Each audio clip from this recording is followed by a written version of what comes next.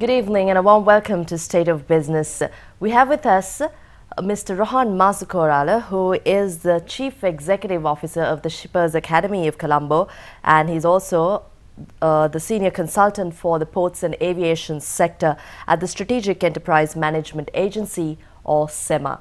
A very good evening and a warm welcome. Good to see you back in our studios. Good evening. I think it's a lot of changes this year, and we are seeing you at a time when the country is going through a lot of changes, and specifically your area, your focus area, the aviation and the ports sector, is seeing a lot of review and a lot of changes, expected changes. What is your view going forward for 2015? Well, the shipping industry, the aviation industry is I think now coming into stability, I would say, after the global economic crisis for the last 5 years. So overall I would see a positive picture for the country in terms of developing the shipping industry. But in terms of challenges that the government would face is I critically worry about the government revenue from the port sector because for the sad reason our country had been having bad planning.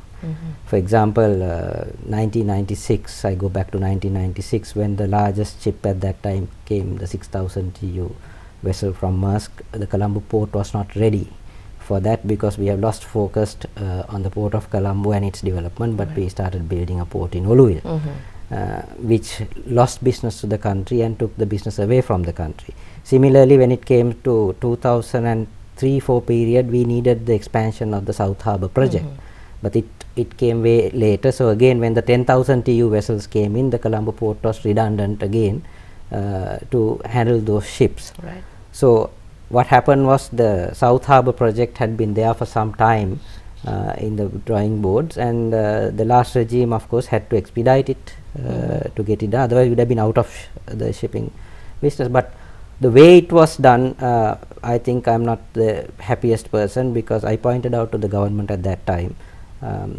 as a consultant that the terminal, the south terminal that was being built, that the SLPA should have had a bigger stake in it.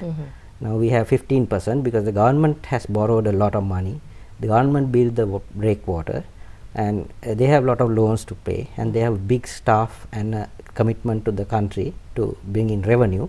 So what has happened is now 2/3 of the capacity of the port of Colombo is owned by private operators, whereas the government has put the 100% investment in the port's infrastructure. So the revenue for the government is going to be a problem, because the next generation ships that are going to come into operation from this year, they can't enter the Jaya container terminal.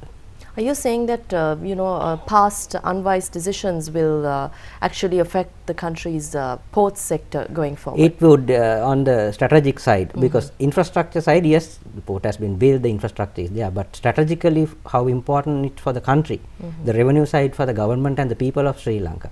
Yes, you need private public partnerships, but here is a government putting 100% of the investment, and it has lost capacity to generate revenue. So in that sense, we have a nice port, but the revenue from that port would not come into the people of Sri Lanka in major scale, and we would have problems of servicing these long-term and short-term loans. And also we have gone and built Hambantota also in between. So, but why wouldn't these have been identified back then? Well, I can't tell you why, because as a professional I pointed out, but these are discussed at different levels and decisions are taken in a different forums. So as professionals we can point out, but commercially how they look at it and how they wanted to go through it, I'm not really I don't get involved in that process. As a professional I can say this is going to happen, which I told in 2009, and I'm seeing it happening right now.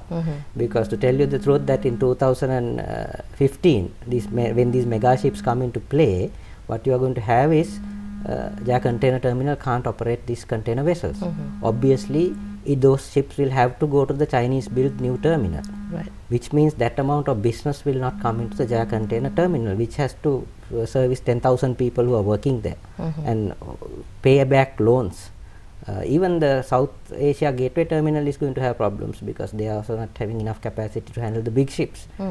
So that is why I continuously told, when they were building the southern terminal plans in 2008-9, I said borrow and invest in the South Harbour Deep Terminal, so that at least 50% of that revenue would come to the government. Now 85% would go to the Chinese, 15% comes to Sri Lanka Ports Authority, Right. and there is no Sri Lankan company either involved in that terminal.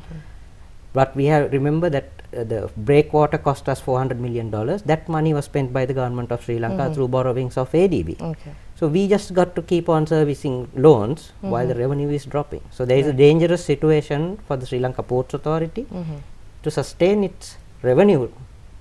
Business will grow, but sustaining revenue and supporting the industry alone as an institution, they are going to have problems. If you talk about the Mattala Airport and the Hambantota Port Development Project, there's a lot of talk now with the new government that it's not feasible, and then that the airport is not commercially feasible. But what is your view from as an expert? I always, even at the opening ceremony at the Rajapaksa port, I said this port in the medium to long run would definitely bring in business if we have the proper financial and marketing plans. Okay.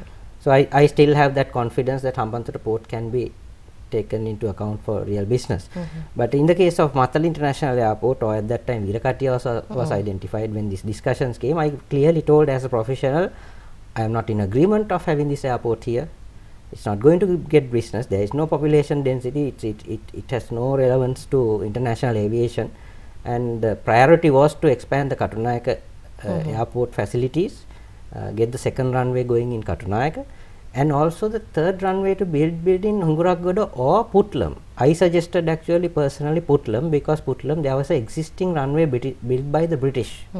In Puttlam area, you can see it is connecting to the north, it's connecting to the Polonnaruwa Sigiri area, it's connecting to Kalpiti area, and the idea of a second international airport for Sri Lanka was very simple. That is, earlier, since we had only Bandaranaike International Airport, and if you could remember the Katunayaka airport attack, when the airport had to be shut down, we had to divert aircraft into Malé or Chennai.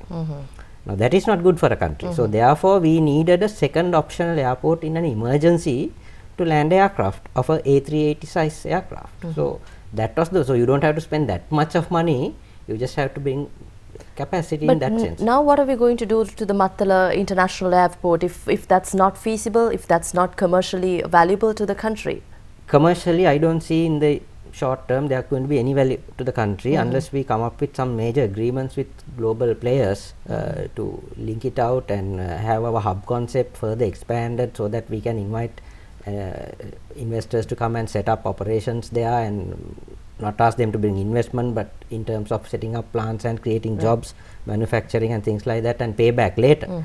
Because I really don't see if an international investor is not interested in operating there, nor can Sri Lankan Airlines operate from there. So there is it's in my eyes it's a white elephant. Once again, another project that has raised a lot of talk is the Colombo Port City Development Project. The new government says that an environment assessment was not made, and that was not submitted to Parliament, and that the implications of the environment is unknown, and so there will be a review. But what will happen to the project? What is your view? I mean, the project has been going on now. What was your view since its genesis? Yeah, I think it has come under a strategic investment plan. Of course, if there was no environmental assessment done and a feasibility study done, that is completely wrong. I have not been privy to any of those things either. That is correct. That position should be right. We have to assess whether the business feasibility. But I think the project will go on, because end of the day we have the Chinese president himself came and opened it. So there has to be some kind of negotiations and see if there are some things have gone wrong in terms of valuation or whatever, that those things can be corrected. But the project itself will go on. But my criticism here was that this project should have come under the BOI rather than the Ports Authority, because Ports Authority could invest if they had extra money. If they saw that there was a feasibility in doing business there, they could have invested. But the project should have come under BOI, because Ports Authority has its core activity, terminal management, ship operation. For example, Colombo Port, the small cargo consignment handling is very inefficient. That is important for exports, imports. So they need to put up more focus there rather than building port cities. So that's my view on the port city. So I believe it will continue. But in terms of running these institutions anyway, Sri Lanka has always seen a lack of systems in place. The new government once again says systems will be introduced. There will be systems so that all institutions can run smoothly. Is there any idea, or do we see this happening? Well, they want to put in systems in place. That's the policy, which is right. Which is right. I mean, I have had experience working outside of Sri Lanka and working in the Australia, working in US. I mean, those countries run on systems, not on individuals. So the sad situation is our country, the policies change and there are no national policies, which I have pointed out. For example, the national shipping policy has been gathering dust for 20 years. Right. So when government changes, individuals take decisions on their own, which is detrimental to the country. In some cases, they are right also. I mean, infrastructure development, we have to accept that there was a lack of infrastructure development until the war finished. Right. So this went probably without proper planning or proper guidance. So there is infrastructure, there is good infrastructure, there is bad infrastructure, and that is costing the country in that sense. Right. So I think on that note, we'll have to wrap up. But thank you very much, Mr. Masakorala, for your time here in our studios. You're welcome. We had with us Mr. Rohan Masakorala, the CEO of the Shippers Academy of Colombo. He is also the senior consultant for the ports and aviation sector at SEMA, the Strategic Enterprise Management Agency. Thank you for joining us on State of Business.